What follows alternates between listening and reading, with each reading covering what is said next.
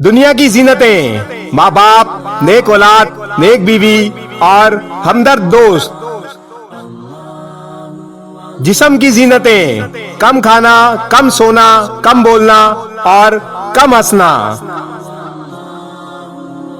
दिल की जीनतें, सब्र, जिक्र, शुक्र और गौर फिक्र। ईमान की जीनतें, हया, पाकीज़गी, सच्चाई और अदल। आखिरत की जीनतें, इल्म, तकवा, सदका और हकूकुल इबाद। 8 बातें जो रोजमर्रा जिंदगी में बहुत फायदेमंद है।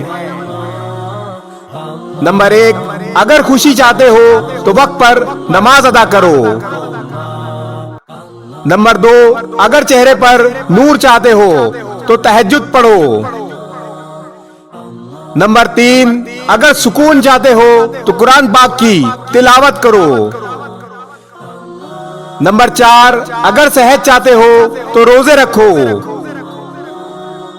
नंबर 5, अगर मुसीबतों का हल चाहते हो तो इस्तग़फ़ार करो। नंबर 6, अगर बरकत चाहते हो तो दुरूद पाक पढ़ो। नंबर 7, अगर मुश्किलात खत्म करना चाहते हो तो ला हौला वला कुव्वता इल्ला बिल्ला पढ़ो। और नंबर 8, अगर गमों से निजात चाहते हो तो दुआ मांगो।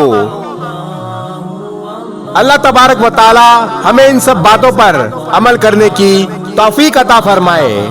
आमीन। इस वीडियो को शेयर जरूर करें।